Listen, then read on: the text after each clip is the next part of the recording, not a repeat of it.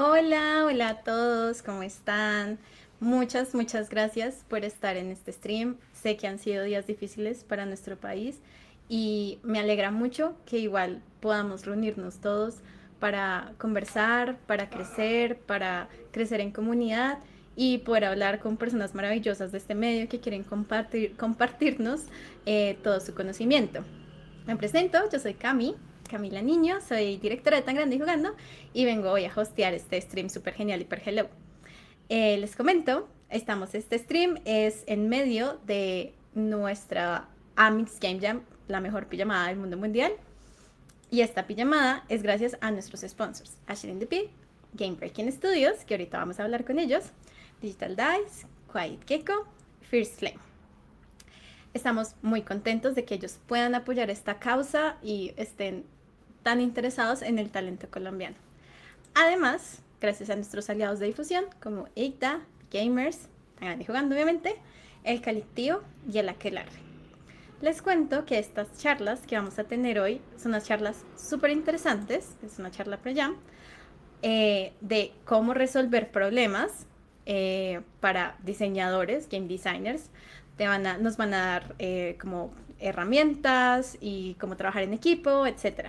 Pero antes vamos a tener a Lauri, que nos va a hablar sobre Gamebreaking Studios y el proceso de sus pasantías.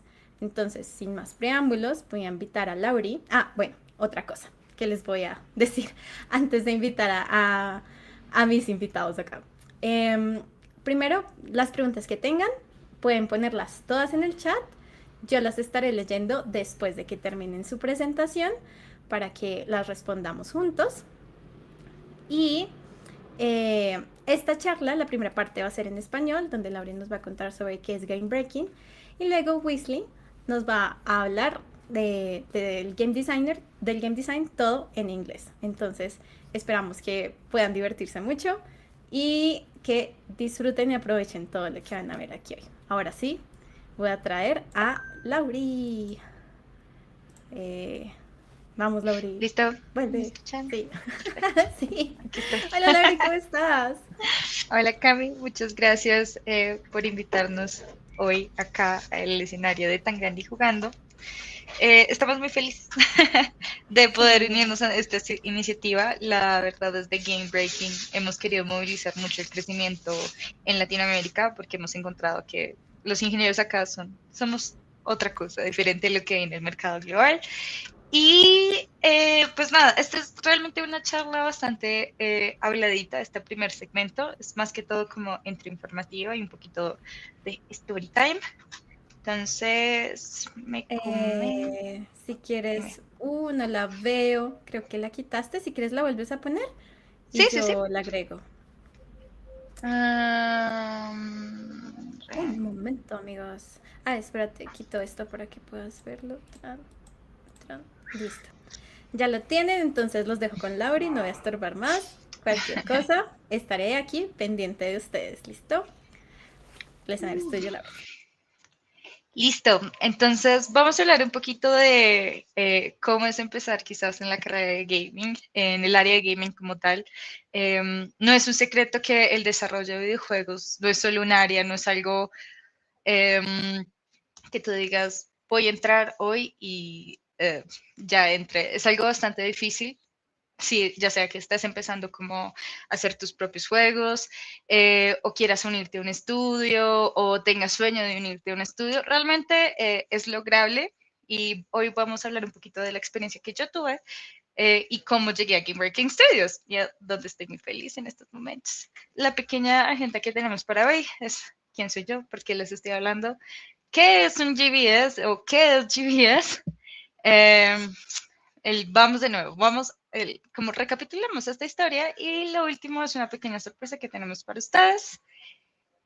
Empezamos conózcanme, esta soy yo, mucho gusto, mi nombre es Laura, soy ingeniera en multimedia de la Universidad Militar, también tengo un diplomado en diseño y desarrollo de videojuegos. Antes de llegar a Game Breaking, yo ya tenía 6 años de experiencia trabajando en el mundo de IT. Es decir, sí, esta es una charla para quienes están empezando, pero también es una charla para quien está en el camino, no ha descubierto qué quiere o tiene el miedo de saltar y decirle, amigos, también es posible, se puede. Eh, Otra cosa importante que aprendí a jugar en GameCube, antes de hacer cualquier otra cosa, siempre he jugado videojuegos desde que tengo memoria, más que todo Nintendo. Después con mis hermanos empecé a jugar ya en otras plataformas como Play, Xbox. Principalmente jugué en consolas durante mucho tiempo hasta que logré tener mi propio computador. Cosas importantes, tengo un perro, en eso se basa mi personalidad, en ser mamá perruna, lo tengo tatuado, importante, el perrito siempre es importante. También me gusta mucho crear comunidad, para mí es algo muy importante entender que hay maneras en conectarnos más que en separarnos, entonces creemos todos comunidad. Y por último, no más y menos importante, que tomará un poquito de relevancia ahorita, y es, soy una persona neurodivergente y soy una persona queer. Otra de las razones por las cuales fue muy importante para mí tener a Gamebreaking en colaboración con esta súper linda iniciativa que está haciendo tan grande y jugando. Entonces, siguiendo esa idea, ¿quién es Gamebreaking Studios? ¿Por qué estoy trabajando acá? Bueno, entendamos que Gamebreaking Studios no es solo un estudio de desarrollo de videojuegos. Nosotros tenemos nuestro servicio de desarrollo de videojuegos, tenemos un videojuego que nosotros lanzamos. La IP no, o el juego como tal, fue creado anteriormente y nosotros lo revivimos.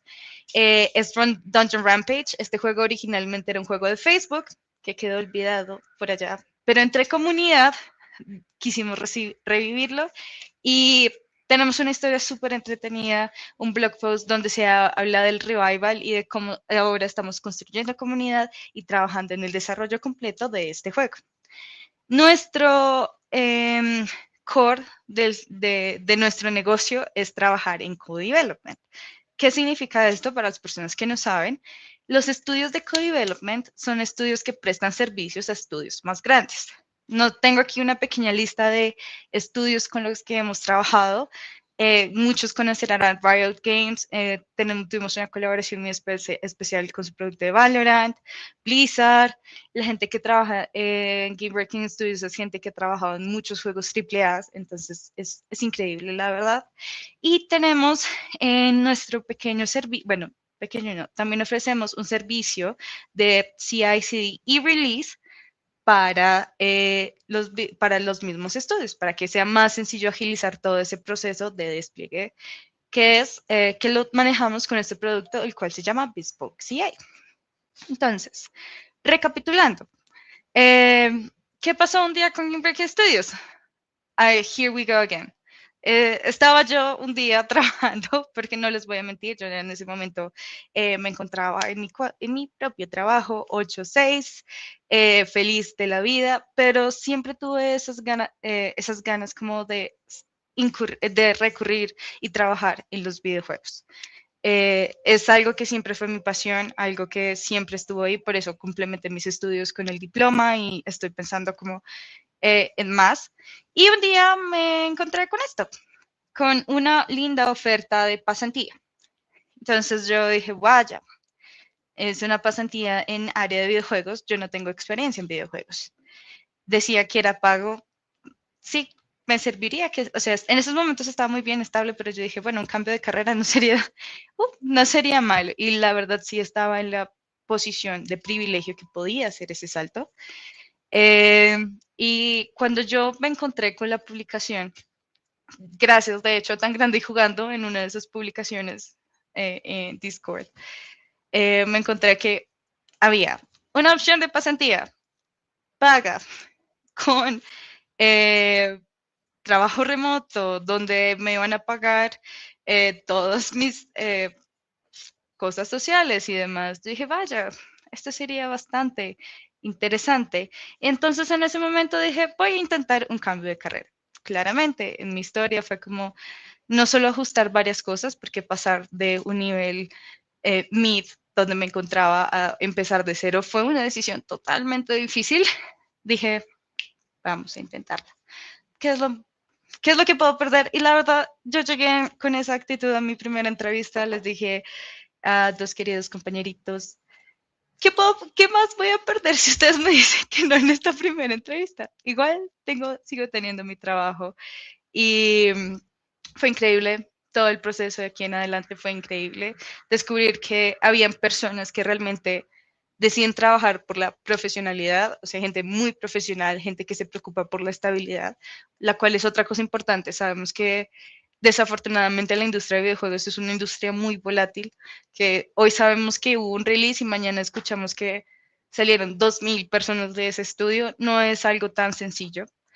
Y encontrarme unas personas que quieren trabajar porque eso cambie, porque la cultura cambie, para entender que todos realmente importamos en la cultura y en la creación de videojuegos, cambió un poquito como mi visión y perspectiva, la verdad. Entonces, después de encontrarme todo esto, ya de pasar 6 meses, yo empecé mi proceso de internship a inicio de este año.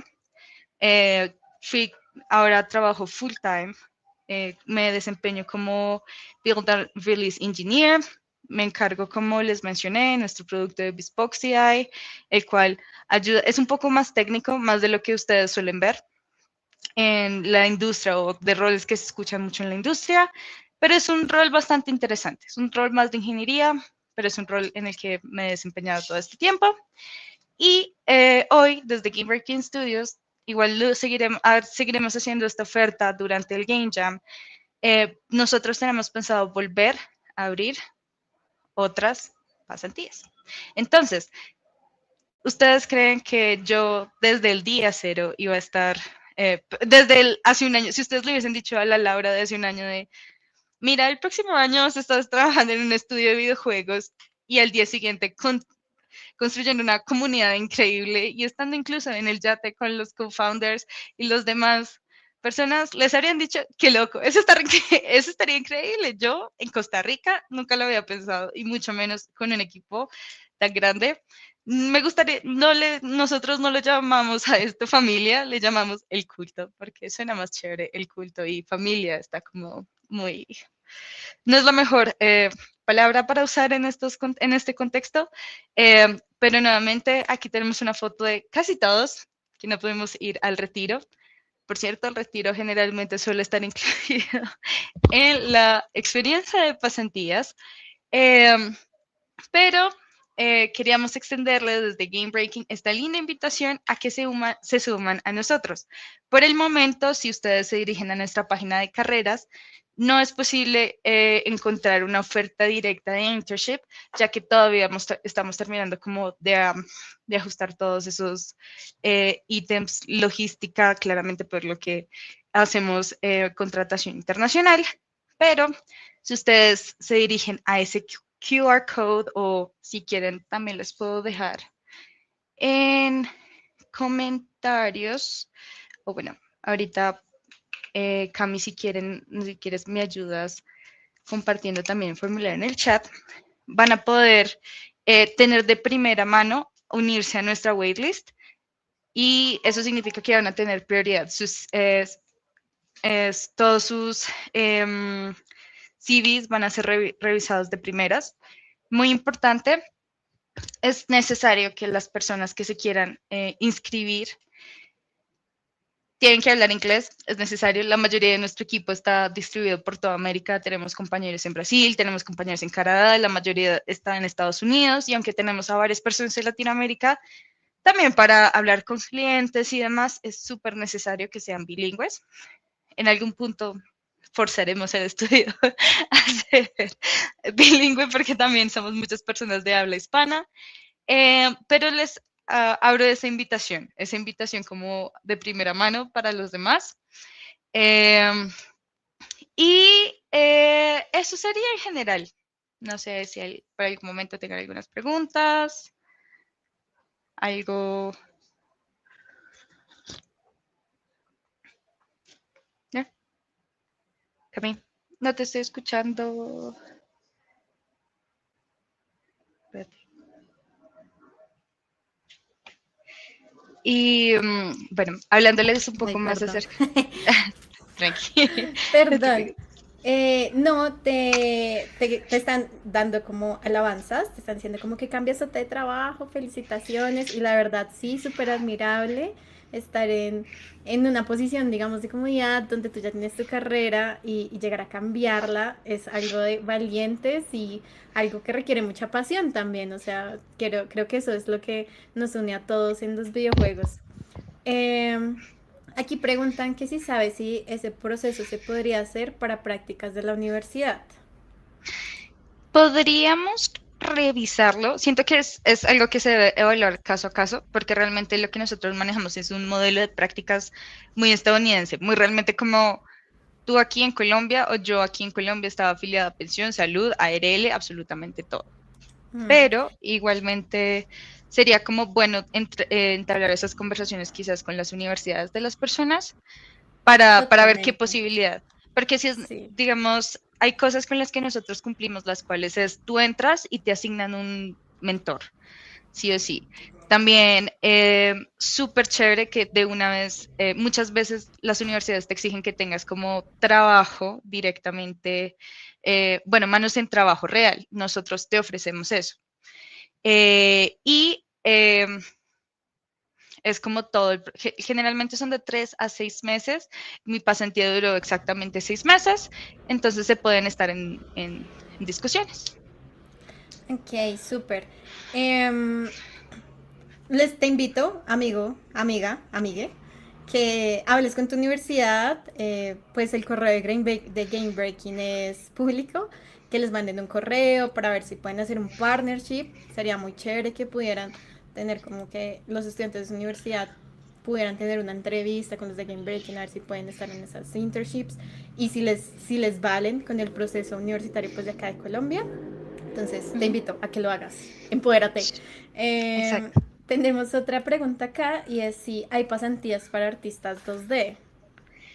Por el momento, me gustaría decirte que sí, pero tampoco tengo la lista exacta de los puestos que tenemos disponibles, porque todavía no hemos recibido como tal la lista. Pero sí tenemos harto interés, bastante interés. Estamos como, por favor, que nos lleguen diseñadores, porque hemos recibido unas ofertas muy interesantes de diseñadores. Igualmente, si estás interesado, por favor, interesada, como desees, llena el formulario. O sea, Ok, sí. independientemente de que sea lo que abramos nosotros, vamos a revisar todos los CVs. Y puede, incluso, dependiendo si nos gusta mucho alguien, que lo incluyamos, que nos inventemos una posición para esa persona, porque es algo que realmente nosotros somos muy así como nos gusta, lo queremos. Ok, súper. Em, Algo que quiero que tengan en cuenta, amigos, que están preguntando 2D o bueno, los que quieran enviar su CV, recuerden que tienen más posibilidades de ser elegidos o contratados si ustedes ya tienen un portafolio. Precisamente para esto son estos jams. No, o sea, si llegan solo con una hoja de vida diciéndome, me gradué o me voy a graduar o lo que sea de tal lado, pues de pronto alguien que ya tiene un videojuego hecho o varios videojuegos hechos de Jam, así sean de Jam, pues van a tener una mayor ventaja. Entonces, comiencen a construirse un portafolio, aprendan inglés. Seguimos, aquí hay más preguntas, perdón. Dale, tranquila. Preguntan que si las internships serán full virtuales. Sí, son full virtuales porque, como les comenté a todos, tenemos un equipo distribuido por toda América y y una persona en Europa.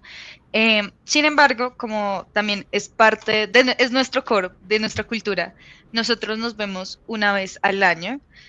Esa vez es una vez presencial. Este año yo calé para ver y conocer a las demás personas en Costa Rica y es algo que cubre totalmente la empresa. Entonces, eso es una posibilidad. Ok. También preguntan que si pasantías del SENA. Yo supongo que sí, solo tienen que Lo mismo. presentarse y pues hacer el proceso que les diga pues lo que les diga el SENA que tienen que hacer. Pero recuerden que todavía no están abiertas. No, o sea, si de pronto lo necesitan para allá, de pronto este no sea. Pero igual presentarse. ¿Cuándo estaría una lista? Creo que ellos no publican la lista. Creo que... ¿O sí? ¿Publican una lista, Lauri? No. Pues como tal, se publican en nuestra página web. ¿Qué es lo que pasa? Digamos, así como yo recibí la información, yo también la estaré publicando nosotros estaremos publicando por LinkedIn, sí, pueden seguirnos en LinkedIn Gamebreaking Studios, ahí es donde más subimos convocatorias, yo por lo menos estaré publicando en las redes sociales diferentes de Tan Grande y Jugando, buscando quizás algunos profesores de ciertas universidades que ya conozco, igual. em, como les comentaba, en nuestro waitlist, como van a tener prioridad idealmente cuando tengamos ya las posiciones abiertas, nos regresaremos a ustedes mandándoles la información de las posiciones que tengamos abiertas. Exactamente, o sea, ya tienen la información de primera mano. Yo estaría en su lugar, estaría con mi celular de una vez con el QR, registrando todo en el form, pues porque no pierden nada, van a revisar sus postulaciones primero. Ujú. Aquí preguntan que si hay una waitlist para posiciones full time futuras o como... No, bueno, composiciones abiertas full time, nosotros siempre andamos como publicando. De hecho, hace poquito tenemos la fortuna de haber contratado a una persona de aquí de Colombia también. Juanito, él es desarrollador backend. Digamos que eso es como nosotros tenemos esa fortaleza, que muchas veces tenemos muchos puestos que nos, bueno, tenemos puestos que no son necesariamente personas que trabajen en gameplay, personas que trabajen en UI, si digamos tú también eres apasionado por sistemas y ves la intención y quieres presentarte, estaría bien. Si no estoy mal, en nuestra página de careers, si ustedes van a la página web de Game Breaking, voy a buscarla mientras tanto. En la parte de careers también está la opción de enviar la hoja de vida y entrar a nuestra waitlist. Igual nosotros sí somos muy, vamos a revisar todos los correos y todas las aplicaciones. Entonces, inténtelo. Digamos que específicamente con los internships, nosotros por el internship sí valemos mucho quizás yo no conozco mucho de esta área, voy a lanzarme, tengo todas las ganas y eso vale muchísimo para nosotros. Sí, la actitud importa mucho, amigos, importa la actitud de llegar a aprender, querer hacer cursos por su cuenta, etcétera.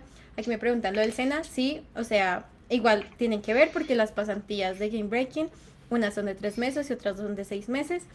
Tienen que ver si el SENA les permite eso. Igual, preséntense y pues hacen como el proceso con su educador. Entonces, regístrense, amigos. Ujú. Ya voy a pasar el, chat, el link de la página de Game Breaking para que exploren sus careers que están abiertas y manden la hoja, ¿por qué no? Después, de pronto se abre una vacante después y los llaman. Ujú. Entonces, recuerden que no pierden nada, hay que estar preparado para las oportunidades y si necesita, y si pues los llaman, es como, ay, no tengo el portafolio hecho, ¿qué me ha pasado? Me está pasando. Entonces, como, ténganlo listo. Y Sí, bueno, ya, sin más preámbulos, creo que eso es todo por hoy. Démosle muchas gracias a Lauri, muchos aplausos. Te alabamos, Lauri. Y dale. seguimos con nuestro siguiente invitado. Gracias, Lauri, por todo. Adiós. Bye. Entonces, ahora vengo con ustedes. La entré así rápida. So, we are going to start this talk in English. Wesley has like very kindly agreed to make this talk, and we are really excited for it. So I will leave Wesley to present herself and show us whatever it has to show it. Thank you, Wesley. Oh, I think I'm muted. Okay, There yeah. we are. Amazing. Thank you so much. Hello, everyone. Thank you so much for having me. It's an honor to be here. I'm super excited.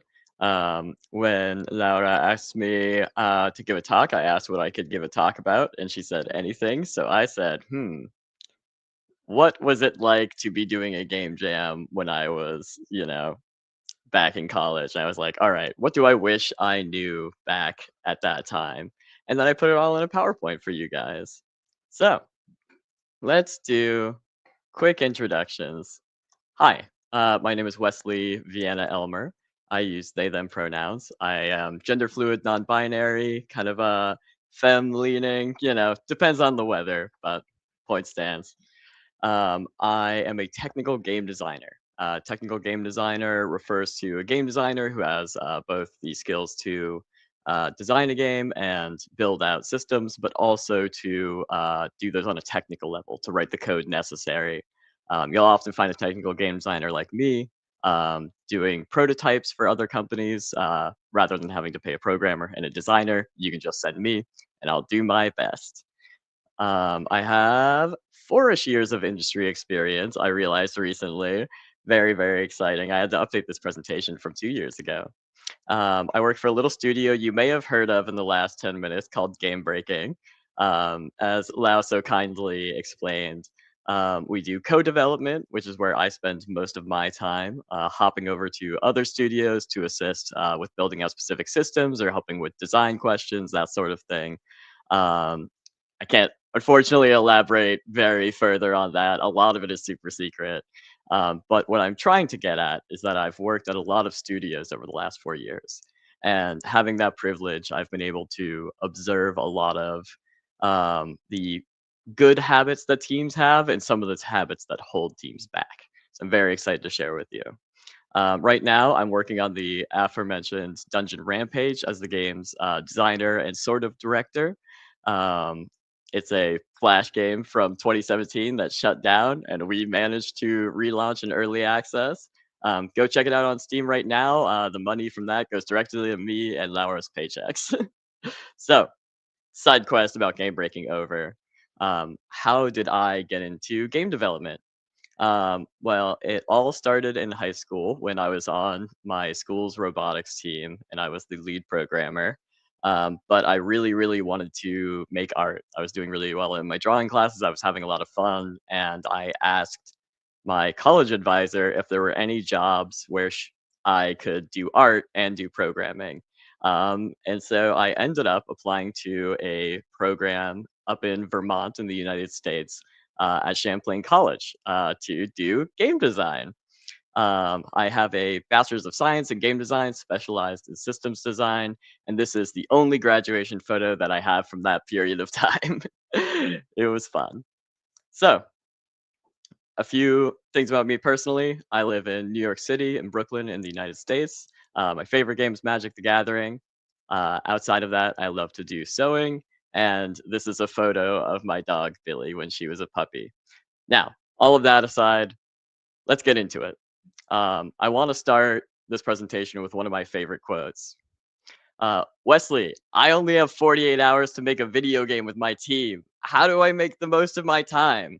That's you. You said that. Probably. Maybe. I hope you said that. Well, I'm glad you did, because I'm going to tell you how to make the most of your time on a game jam right now. Number one, you need a game designer. But oh no, Wesley, my team doesn't have a game designer. Don't worry. Maybe your team does, maybe it doesn't. Regardless, the tools of this presentation are going to help you. But I have great news. Your team does have a game designer. It's you. You're that game designer now. I'm so sorry. I've given you a new responsibility, but I know you can do it. We're going to get through it together. Don't worry. So, your only job as a game designer is to make sure that your team understands what the game is. Sounds very simple on paper, and then it gets really complicated really fast. Now, I want to be clear. This sounds like being a director, where you tell your team what to do or how the game is supposed to be. It is not. Being a game designer is about collaboration and bringing out the best aspects of the experts around you. You have a team of amazing and wonderful people who are insanely talented, and your job is not to tell them what to do. Your job is to help them do their job as best as possible. But something that teams tend to struggle with is coordination, making sure everyone's moving in the same direction. Oh, that's what that slide's for. So you can think of being a game designer as more of being a conductor. You're taking a team of talented people and helping them all move in the same direction and sing the same song. That is, if a director wrote code and also attended a lot of meetings and also wrote a lot of documents, but you get the idea. So I got you. We're going to figure this out together. Tools for your team to design an awesome game. Step one, we're going to brainstorm. we're going to figure out a really cool idea for a video game. Number 2, we're going to establish the source of truth that helps everyone agree on what that video game is going to look like. And then 3, we're going to look into how to resolve disagreements. So, number 1, brainstorming. Oh, you're going to need a whiteboard. If you're working remotely, don't worry. There's an awesome program called FigJam that we use in our company, Gamebreaking, every single day. That is free to try out. But you need something or somewhere where you can have sticky notes and everyone can draw and show off their ideas together. Sticky notes are absolutely huge for this. So, how do you run a brainstorming session? How do you come up with an idea as a team, as a group? One, ironically, you do not do it as a group. The first thing I love to do is to separate everyone out and give them 10 minutes to come up with their own ideas for a game. If the theme for the game jam is metamorphosis or trucks or space, I give people time to go and come up with their own ideas all by themselves. Because it's easy for a group to come up with one idea together, but ideally we'd like to have a lot more than one idea. And as soon as people start talking to each other, their ideas start to grow and blossom into this beautiful thing, but they are also cross-contaminated. They're now kind of mixed together and muddied a little bit. So it's important to separate your team out, have them write down their ideas so you have a record of everyone's cool ideas for video games or mechanics or art styles, all those sorts of things. Number 2, you have everyone in the team read over everyone else's ideas. Look for stuff that's exciting. Look for stuff that's cool, things that stick out to you. Like really try to ingest that information. And then number 3, you go to your more standard kind of brainstorming where it's like, once we have all of these ideas together, we can start talking about what we want to do, what excites us, what we want to mash together. Maybe this idea for a cool trucking game and this idea for a cool bank heist game can be combined to a game where you rob banks with a car. I don't know. Like anything is possible and every idea has some merit to it. So I highly recommend leaving those ideas on sticky notes available for other people to see, right? Because even a quote like bad idea can be combined with or inspire a really cool idea that ends up being the game you want to make. Here's an example of a board that I was using for putting a game together with a couple friends of mine when we were just getting bored one day. We ended up going with a cool kung fu convenience store owners where you beat up people trying to rob your 7-Eleven. It's very exciting. So once you have all your ideas mashed together, sit down, settle on one, and agree on which one you want to go with. So, oh, yes. Oh, I'm glad I wrote this down. I almost forgot. Bring toys. If you're working in person, there's nothing that helps a brainstorming session like bringing action figures or stuffed animals or like little toys and trinkets to help play with. If you're not working in person, you're working remotely like I often do. I like to bring a lot of my favorite pictures of like different heroes or characters or weapons and put them into our virtual whiteboard for people to mess around and play with in a similar way that you would a toy. So, you have a cool idea. Awesome. We have a problem. Your next step as a game designer is to establish the source of truth. What is the source of truth? I'm so glad you asked. We have a great idea here. We're going to make our cool space trucking game where you drive a truck through space to, deliver goods to cool people. But let me demonstrate a problem to you. It may sound like a complete idea, but you are the designer and you tell me that Mario can jump. The next thing your programmer is going to ask you is how high Mario can jump, and that immediately becomes your problem. It is. There we go. The source of truth and the purpose of the source of truth is it's where your team goes to understand what the game is. Most often, and you all may be familiar with, documentation. Big, documents that describe how the game works, how we think the game should work. Might be in a Word document or on a whiteboard, but there's somewhere that someone has written down roughly how the game works. Why do we do this? It is infinitely easier to disagree on something that does exist than to agree on something that does not exist. Um, Recently, I was having a problem where all of my team members were arguing about what the controls for a game were going to look like. And some people were like, oh, we need to put these on different buttons. Someone was like, okay, we need to do touch controls. And other people were like, oh, I have ideas for how we could do this move where the player like kicks the ball in a specific way up into the air. There was just all these ideas flying around, but no one really understood what the controls were actually supposed to be. So I made a document. I just drew a picture of a controller and I said, okay, this is what the controller looks like. Tell me why it's wrong. And every time someone would tell me like, "Oh, that's not right. Don't that's not change it. You need to move this attack to this button, this attack to this button." I would change it and I would show it to them. And slowly over time, eventually after enough people kind of came to an agreement on what it should be like, we had a diagram of exactly how the controls should work, right? So you can apply this to every aspect of a game. Um, in any regard where there's ambiguity or it's unclear what something is supposed to look like, that is an area for you as a designer or whoever, a team member who is directing the vision, to jump in and try and clear up some of that ambiguity. And the easiest way to do it is say, I know this is wrong. Tell me how to make it right. Like tell me that we agree on this or we don't. You may be wondering to yourself now in this moment, hey, Wesley, should I write this enormous document that's like pages and pages and pages long that specifies every little thing that should happen in the game? No, particularly not in a game jam. This is usually useful for big games with team members in the hundreds. God bless GDDs. I love them dearly. The problem with GDDs is I like to throw them out as soon as the um, game has a prototype. The game is the source of truth, especially on a super tight timeline. If someone asks you, like, hey, um, how high can Mario jump? Your answer is go play the game. Like, however high Mario can jump in the game right now, that is how high Mario can jump right now. And you can tell me if we need to change that or not.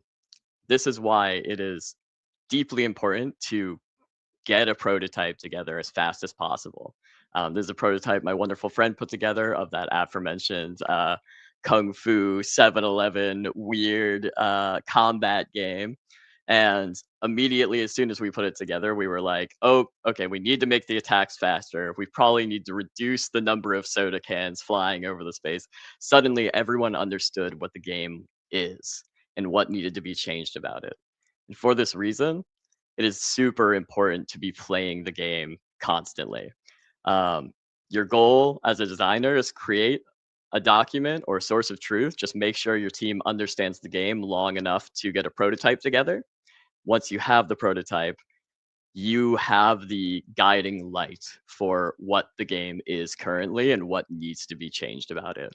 It makes everyone's lives easier. Everyone understands what's going on. You push forward. So any way that you can get a prototype together as quickly as possible is the way to go.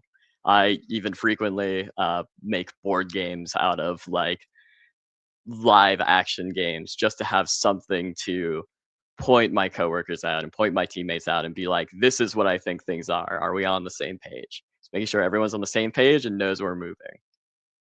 So this brings us to the inevitable disagreements that will come up when you are making a game. Different creative directions, different ideas of what the game should be or could be. There's a lot to contend with here. So what do we do if our team is disagreeing? What if we have different ideas for what the game should be? What if I say Mario should jump 10 feet high and my coworker says it should jump 3 feet high? We have to figure out what to do because there's not a lot of time in a game jam to have disagreements. So, here are my 3 strategies to resolve disagreements as fast as possible. 1, you can agree to test it out. If you're at the stage where you have a prototype for the game, uh, it is very easy to say like, "Oh, well, let's just set Mario's height to 10 feet. If it sucks, if it feels bad, we'll change it back to 3 feet."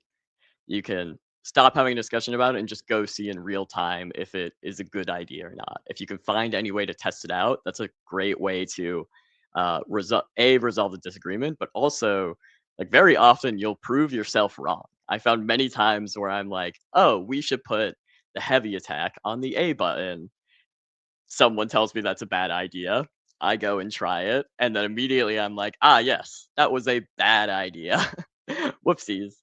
Um, Number 2 is leaving a disagreement till later. If you are deadlocked on, for example, the art style for the game, like I want to do a Western and my friend wants to do a sci-fi game, and we just cannot agree on it. Sometimes it's best to just say, okay, you know what? Let's leave it for now and let's find something else that we do agree on. Um, in this instance, maybe you'll say, okay, do we want to make a shooter? It's like, yeah, okay, awesome, let's make a shooter. Um, how do we want the guns to feel? Well, I want the guns to be super, super powerful and like, be really fast. I want the gunplay to be really speedy. It's like, okay, you know what? This game that we both want to make really sounds like a sci-fi game. Like a lot of this futuristic weaponry we're describing and a lot of these like the genre of a shooter kind of sounds like a sci-fi game. You'll find very often that if you find other things that you do agree on, teams will naturally start other disagreements will the answer will start to make sense. The answer will become clear or the disagreement won't matter at all as we progress through picking out the mechanics. We might be like, actually, we're making a fishing game. We just realized, and so it doesn't matter if it's Western or sci-fi because, I mean, actually, okay, sci-fi fishing game would be awesome, but I digress. Um, and number 3, disagree and commit is a favorite of mine. Um, Sometimes you're just not going to agree with somebody, and you just have to take the loss and say, all right, I don't like it, but we're doing it. Like, let's move forward. The goal here is to make an awesome video game, and very often when you take a step back, the thing that you are frustrated by or worried about is not going to make or break an experience. Um, it's going to be okay, and if it arises as a problem later, we can always do our best to mitigate that problem or make changes in the long run. So don't be afraid to disagree, but then just move forwards on a decision that you don't necessarily love, right? Of course, you can also just talk it out, but these are my strategies for talking it out or when talking it out fails. So, those are my 3 tools for kind of addressing some of the most common roadblocks I see teams run into on game jams and in the industry. Um, hopefully, hopefully you will have a Jedi moment where you remember this presentation as your teammates are like, what do we actually do with the game though? Like how do like is the main character a princess or hopefully some of these strategies will come back to you. Um, I do want to say a few final words while I have the limelight. I'd just like to fire off some of the best of advice I've ever gotten in my life, as I am ought to do whenever I give a presentation. Um, oh, I'm just ahead of the curve. I'm always ahead of my own slides. Number 1, listen to yourself.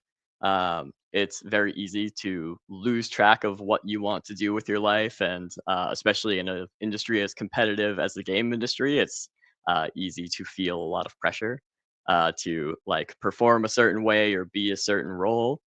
Um, the way to figure out what you want to do in games is to just listen to moments where you're like, "Oh, I'm enjoying this. I'm having fun. I like this."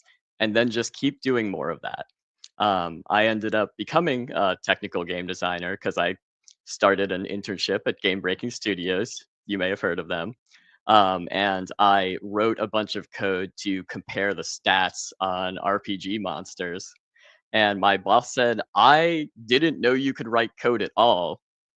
Do you want to be a technical designer? And I said, yes, I like writing code. So it was, I can't stress the importance of just listening to yourself, and specifically when your heart is singing, when you're so excited and you love something. That is a guiding light as you are figuring out your career. Number two, uh, when you know what you want to do, be very clear about it and ask how to get there. This is a piece of advice that keeps coming back to me over and over and over and over in my life. If you vocalize what you want and you are passionate about it, the people in your life want you to succeed, and they will do what they can to help you succeed. Um, I think it was last week, I asked my manager, can I be the director on our next game? And he said no. And I said, excellent. Tell me what I need to do to become the director on our next game. And things have immediately started taking off from there. Just asking someone who believes in you and wants you to succeed, and really everyone wants you to succeed. No one's out here plotting your downfall. Is the fastest way to move towards the things that you want. And as another wise person once said to me, there's no reason to not take the fastest route you can see towards the things you want. So once you start doing that, you may start finding your cheerleaders in life, people who really believe in you. Wherever you go, whatever space you're in, whether it's a job, whether it's your team at this game jam, whether it's your home, anywhere, find the people in your life who do want to see you succeed. They're few and far. The ones that can truly help push you forward are few and far between, and they do really care. Hold on to them dearly. Uh, Finally, you don't have to make video games. This one's the most important, although the most difficult. Um, if you work on games, you are extraordinarily talented. It takes a lot of work and drive and passion and an extremely varied skill set to write code for games, to make art for games, to design games. You take a skill set that many people have and then turn it up to 11 by working with so many different people and like working on these incredibly complex projects. Um, you can take those skills and work on other things. I just want you to know that if you're here, if you're at this game jam and making video games, you're insanely talented and you can go do whatever you want. But if you want to make video games, you can also just do that. As long as you choose to be a game developer, you will always have the chance and the opportunity to either get into the industry or start projects on your own or just do game jams like this. You never have to make video games. So don't hurt yourself or force yourself to do it because it's cool or it's interesting or whatever. If you like it, then do it. You'll know. Got to listen to yourself. And finally, networking. Oh my God, I was so scared of what networking is for like years and years and years because everyone talks about it and says it's really important and that if you don't do it, your career is going to fall apart and you're going to die and explode. It's actually super, super, super simple. Networking is just making friends. In fact, what you're doing right now, showing up in different Twitch chats and chatting with people, um, doing a game jam. If you have a teammate for this game jam, that is networking. It's actually just making friends because the people who are going to help you move through life and support you are not the people that you bump into at a conference and then tell them what your resume is and then maybe they give you a job. It is the people that care about you, that spend time with you, that you help succeed, that then help you succeed. They are friends. The people that you need to network with are your friends. You need to spend time with your friends. Um, the most impressive business deal I've ever seen in my life was my boss, Drew, sitting down at a table. And he turned to this, very intimidating looking businessman. And he said, if you were an animal, what animal would you be? And that's networking, I guess. So the people you're working with right now, you will continue to grow with them and they will continue to support you. networking is just as simple as showing up at a place where people make video games and then just becoming friends with people you think are cool and interesting. With that, you guys have got this. I'm so excited to see what you guys make in this game jam, and I can't wait to see y'all succeed. Thank you so much for listening, and I would be happy to take any questions now.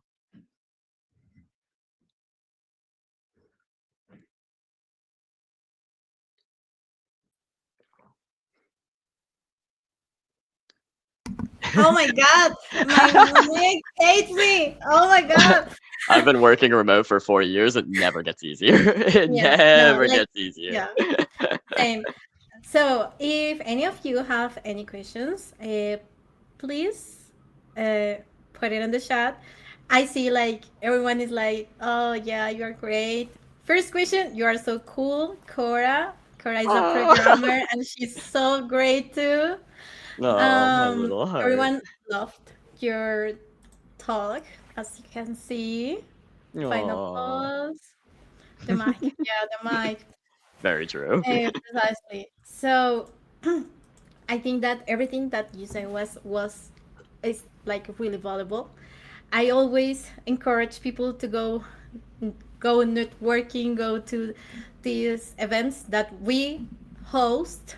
So please follow um, our social media. We'll always post our meet and greets or meetups or something. We are always doing something. So go meet us, make friends, and some of the best games that I have worked with or the best things that I made in life is with people that I met making video games. So thank you for all that. Uh, everyone love it again. So Aw. we hope that you guys can test the games after the jam, and maybe if you want to be in these streams or any of your team, just let us know. Ooh. We will love it to have your insight on these games. And yeah, thank you. Yes, go to our activities. And thank you for this one. It has been a blast and so great. Thank you. Aw, I had a ton of fun. Thank you so much. Okay, thank you also, Laurie too. He's in the back. She's in the backstage, but she's was always listening.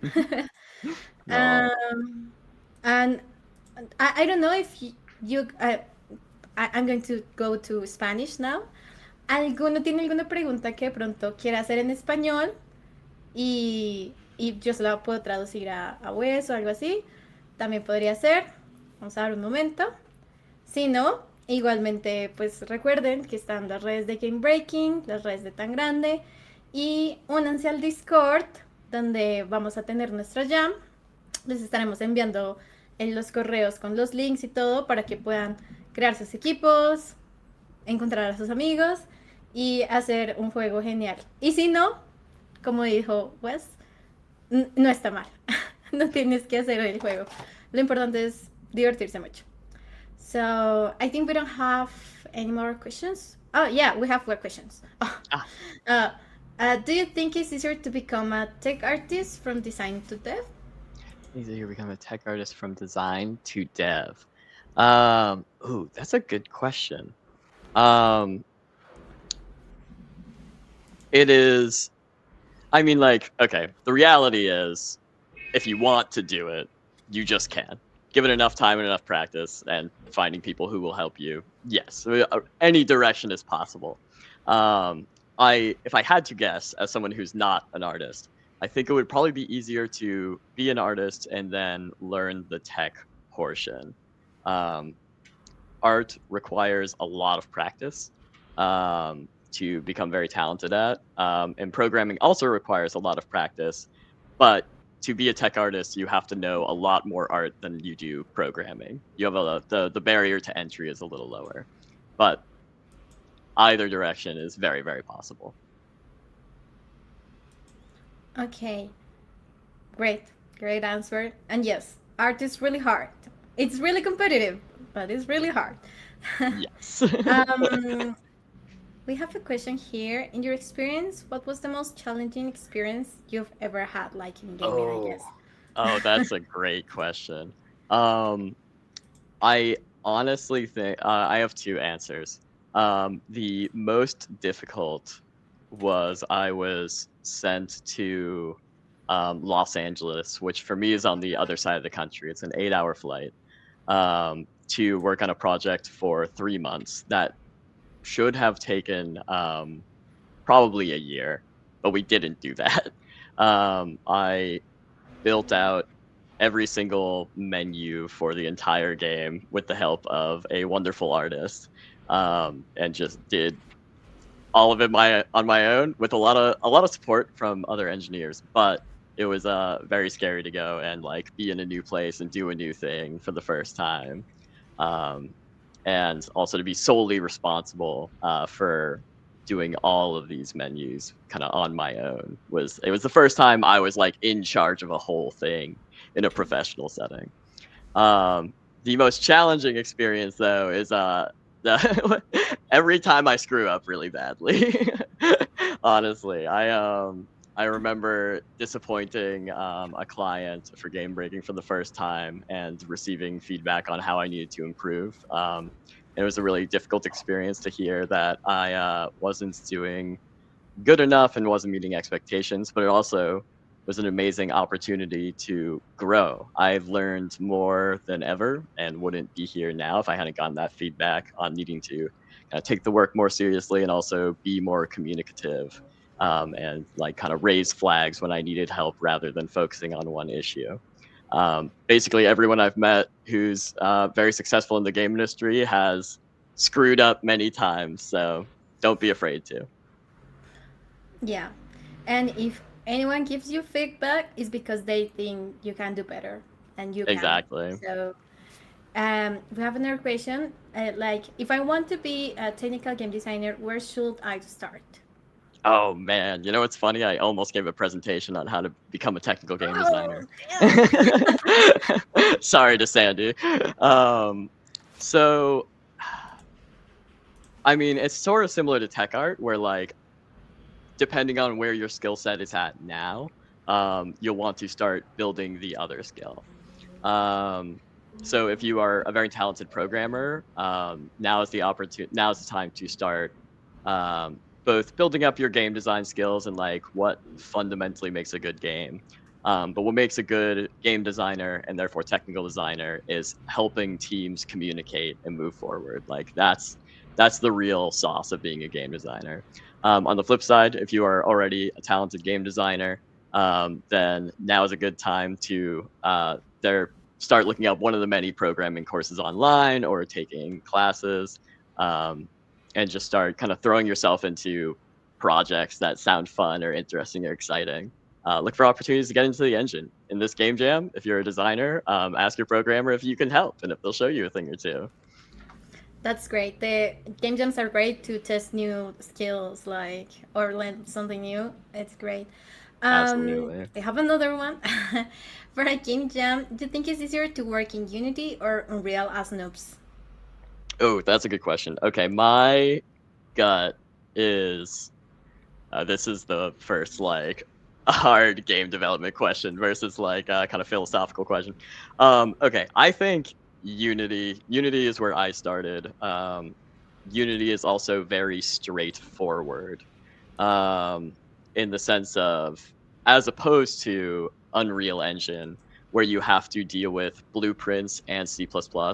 C++ is a more complex language than C Sharp, as well as with Unreal and the blueprints, you have to make them play nice. So Unreal, I think, can appear easier on the surface.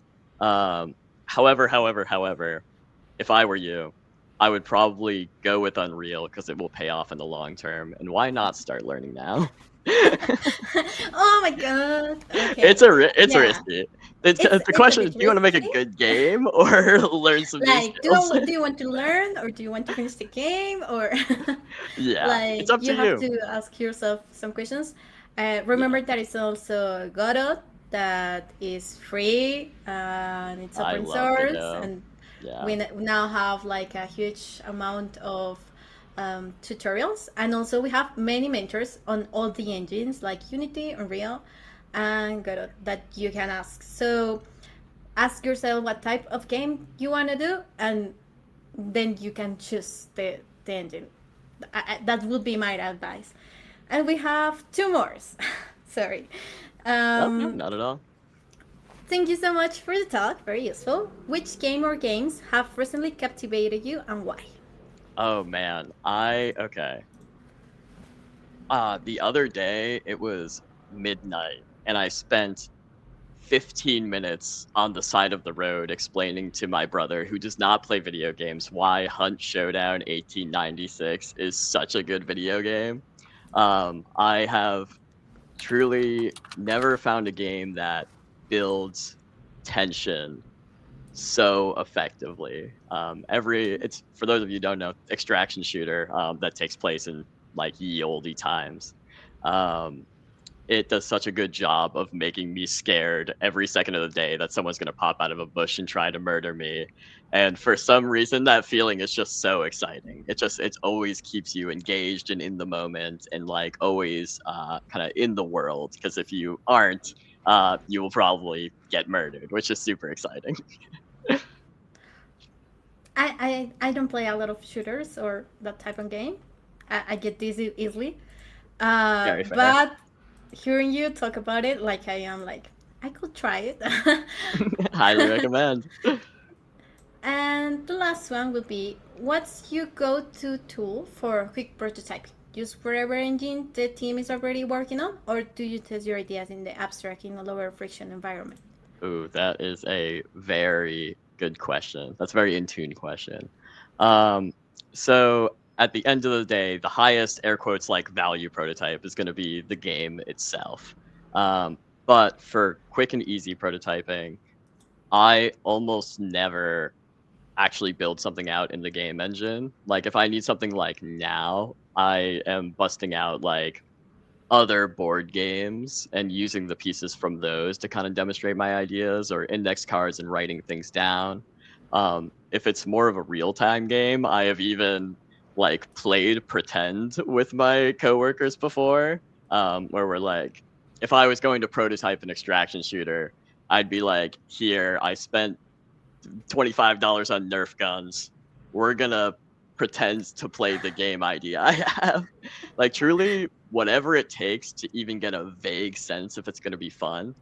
Like that's all you need to do. Just anything it takes to be like, is this fun or is this like kind of not fun? Is it hitting the spot or not? Okay, really nice. Like paper prototypes and that stuff.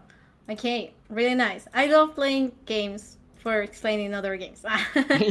That's Yeah. really great. I think that was the last one. Really lovely talk, and everyone was super invested in. Thank you again. That Oh, was really great. amazing. Thank you so much for having me. I'm so excited to be here. Appreciate it. Okay, so guys, we're going to end this stream. Please participate in the jam. We are going to be there helping you in whatever way we can. And stay tuned with our streams because we on Friday we are starting the jam and starting with a huge stream. Thank you. Bye. Bye.